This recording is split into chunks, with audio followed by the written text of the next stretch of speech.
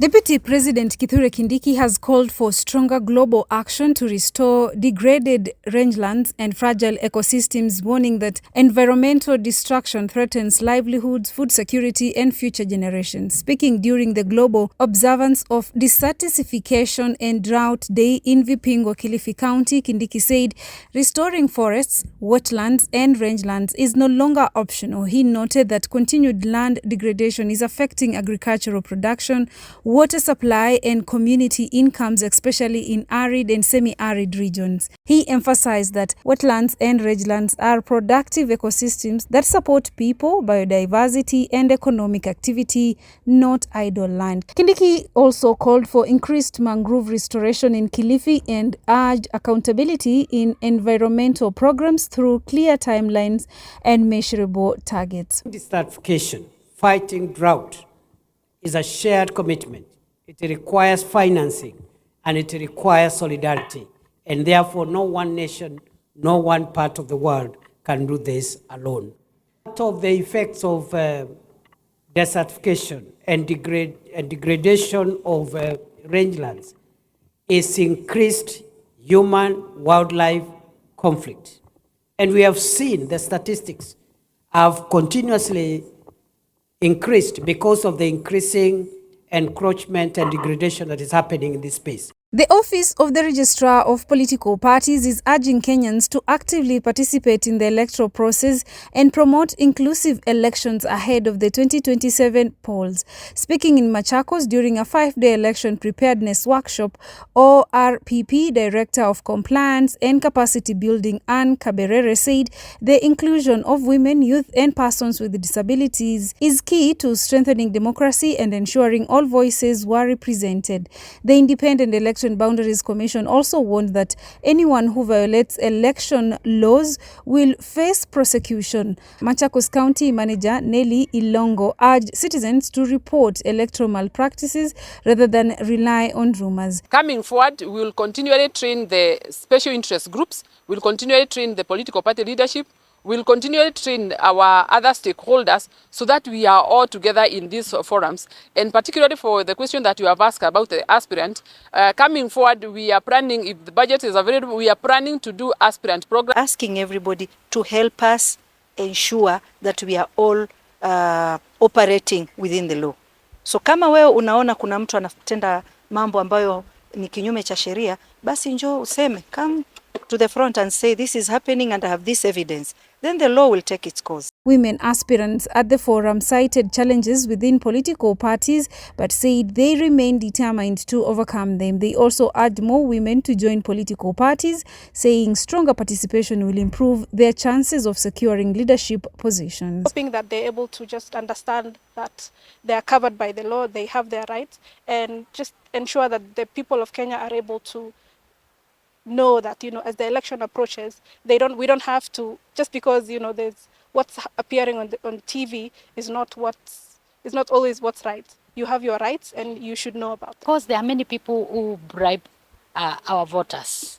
And because that is a malpractice, we've learned a lot, and because that is one of the malpractice, I'll report maybe to the relevant offices because that's a malpractice. And a postmortem has confirmed that a 17-year-old Form 3 student killed during protest over the anti-Ebola quarantine center in Nanyuki died from a gunshot wound to the head. The examination conducted at Nanyuki Teaching and Referral Hospital mortuary by Dr. Peter Ndegwa from the Ministry of Health found that Sylvester Muigai was shot once, with the bullet entering through his upper left eye and lodging in his head.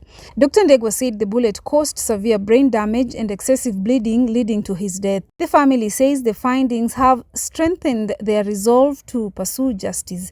Muigai will be buried on Friday at his home in Marmanet, Laikipia West constituency. Just above the left eye, and the bullet went in through the head, inside the head, and lodged somewhere at the right back of the head.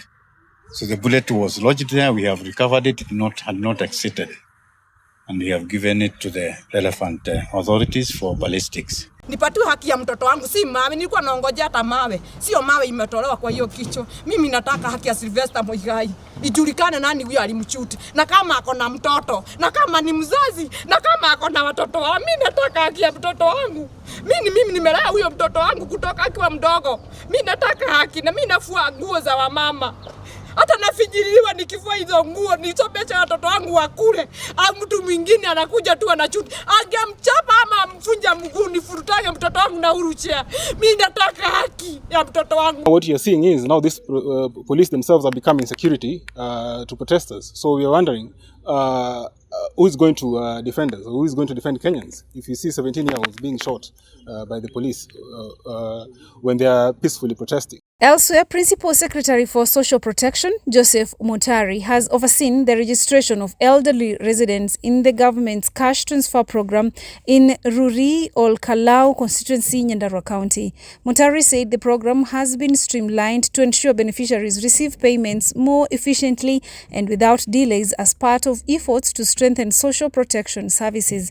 He urged elderly citizens to continue supporting the government's development agenda, saying their experience is vital in guiding younger generations. The exercise is part of efforts to expand coverage and reach more vulnerable citizens with financial support. To politics, where Jubilee Deputy Party Leader and presidential hopeful Fred Matiang'i has raised concerns over rising insecurity in the country, warning it could scare away investors and slow economic growth. Speaking during the burial of Richard Gichini Mbugua in Wadhungu village, Kanunga in Kiambu County, Matiang'i cited reports attributed to the European Union indicating that Kenya's security situation requires urgent attention. He said security should remain a non-partisan issue, warning that continued inability could lead to job losses and rising unemployment as investors withdraw. Matiang'i also criticized security agencies, accusing them of failing to respond effectively to emerging incidents, including the disruption at All Saints Cathedral. He urged leaders to avoid politicizing security matters. Jubilee Deputy Party Leader Jeremiah Kioni also dismissed the national budget, saying it is disconnected from the realities faced by ordinary Kenyans. I understand whether our leaders have a sense of shame. No, it is very humiliating for our country to see those kinds of things we are seeing.